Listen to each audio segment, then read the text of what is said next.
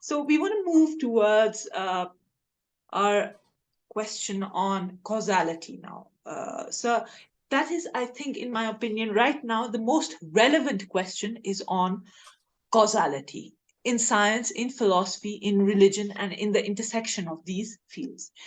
We see the actual conflict, if we see between science and religion, is on causation, because the scientist says no, these are whatever is happening in the universe, it's just causal laws, the laws of nature and natural selection. That's how the world works. There's no metaphysical entity behind this. Whereas religious people would say no, this is God behind all of the physical events. So the basic question is of causality. Who runs the world then? So, are blind laws of nature behind all of the complexity that we see in the universe, or a higher consciousness or God? That's from the theistic perspective. Now, the Muslim philosophers were also naturalists. So, all of these, Ibn Sina, Ibn Rushd, Ibn Tufail, Ibn Baja, they were all usually naturalists. They did agree with the Greeks that there are laws of nature and that's how the world functions. But they also believed that and they were critical of the theologians when they talked about causality, when the theologians would say that God interferes in each and every event of the world. That's Muslim occasionalism. That's what the Asharites and the Maturidites believe in, accept. So we want you to explain to us the philosophers' concept of causality, and how did they explain miracles? How did they accommodate God in the world? And how did they accommodate like unnatural, events like miracles? Basically, philosophers sometimes have also exaggerated the value of reason. As I said already, that reason has limitations. Theologians have criticized reason. They were also very much extremist in that. So basically, as some people have said, Mu'tazilites, they also did a very good service to Islam. Had they been allowed to go on their way, and the fate of Muslim world would have been different, because they were laying emphasis on reason. But Asharites have denounced reason to a great extent. And then the fatalists also came, and then the Sufis, where there was no scope for reason in many ways. Although there were many Sufis who have also tried to extol reason, but still now there was not much scope for any intellectual discussion or any debate. And it was Ghazali, at least he tried to balance reason and revelation. And he provided a very balanced viewpoint, al-Qistasul Mustaqim, in order to judge the things of reason as well as of revelation, and also intuition, and also sense perception. He gave the concept of 4 judges. One judge is the judge of sense perception, so that is the Hakim His. And second is the judge of reason, Hakim Aql. And third is Hakim Wijdan, the judge of intuition. And fourth is the last one is Hakim Wahi, that is the judge of revelation. These 4 judges make different decisions, and every decision is very important. But the final judge is revelation. So this is a very important point which we have to understand. So far as causality is concerned, really, philosophers believe that there is a causal connection between every event of the universe. And even what they said about miracles, they said that miracles seem very difficult. So we have to try to explain these in a natural way. We can't just find any break in the laws of nature. So these are totally final and necessary cause. So there has to be cause for an effect, and effect will be not without a cause. When there is cause, there will be effect. But this theory was rejected by Imam Ghazzali when he says that we can say that cause is with the effect, but effect is not because of cause. We have always seen, for example, there is cotton, and then there is fire. But we can't say this fire is because of cotton is burning because of fire. So it is because they are together. They are not necessarily connected in this way. And this argument was later on taken up by David Hume, when he says a man goes to a desert or a jungle and he finds a watch there. Then he thinks that there must have been some person who has lost this watch here, and I have got that. but there is no connection between the coming of the man and losing of the watch, or finding of the watch and coming of the man. So in this way, there is, it is because of, as Hume would say, it is because of our habit. We think that whenever there will be cause, there will be effect. It is our habit of thinking. And this point has been also talked about by Bertrand Russell in his Problems of Philosophy, in the case of induction.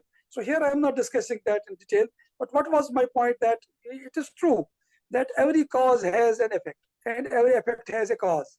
And this has been the chain always there.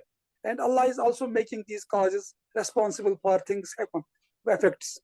But is it necessary? According to Ghazali, it is not necessary. As has been just explained, this same thing by Oliver Lemin, he says there is natural cause, supernatural cause, not natural cause. So far as miracle is concerned, there is supernatural cause for miracles, which may be beyond our comprehension sometimes. But that is there. And then Ghazali has explained that there are several things in the universe which we can't explain through our reason. For example, sometimes from the dust, snakes emerge. But no, it should not be illogical. And there may be many causes, not only one cause. There may be not one cause, and there may be not immediate cause.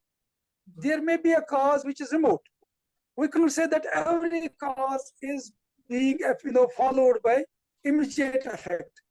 Some things may happen later on. For example, there is wet cotton, and we just want to burn it. It may take some time. It will not burn instantly.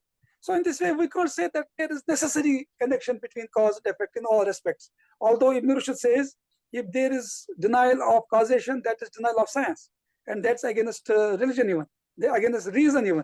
So whenever there is cause, there will be effect in all cases. So then how they have dealt with miracles? They have tried to interpret miracles in a metaphorical way. They do believe in miracles in the way as Muslims believe or theologians believe. They give them such type of allegorical interpretation as it has some different meaning. It is not that what we believe as. And it has some figurative meaning. It has not that real meaning which we think as. And then later on in our time, Sir Said Ahmad Khan, he has denied also many such type of miracles. And he even denied angels.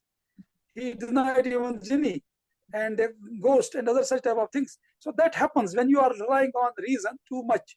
Then what about the unseen things? And causation is also sometimes unseen. And nowadays we have Copenhagen interpretation. And then there are uncertainty principle, Heisenberg's uncertainty principle in the universe. So there are jumps, quantum jumps. And it is very difficult sometimes to see what is the cause of something else. There is entropy, and there are other such type of things. Now, science has done that. And there is one good article by Harding, Causation Now and Then. He has just discussed about Ghazali and then Copenhagen interpretation about causation. Now, science has come to this point that it is not necessary that we may understand cause of every event. There are some mysterious, as has been said by James Jeans, this mysterious universe. We can't give reason for each and everything which is happening in the universe. But no, our Muslim philosophers said that there should be cause and there should be effect. But theologians, they said it is not necessary that this cause should be there always for any event, or event should be there after, or effect should be there after every cause. There is cause with the effect, but not necessitated by the cause. Every effect is not necessitated by the cause, but in most cases, cause is followed by effect. But we can't say it is necessary connection. As I mentioned, that it is supernatural. Sometimes, so far as miracles are concerned, there is supernatural connection, and God can do that. Allah should not be determined by our causation. Causation may be for the humans, for the creations, but for the Creator, He has control over all causes and effects. He can affect in the la kulli shay'in qadir. He can do anything. So why we are limiting power of God by this chain of cause and effect? So this was their argument. And this was the argument of the philosophers on this subject of causality. But I would say one thing, that we have to be very much cautious about this. We can't deny causation in all matters. But so far as supernatural matters are concerned, there we can think about this miracles, because miracles are also reality. There's no doubt in that. We have to believe in that.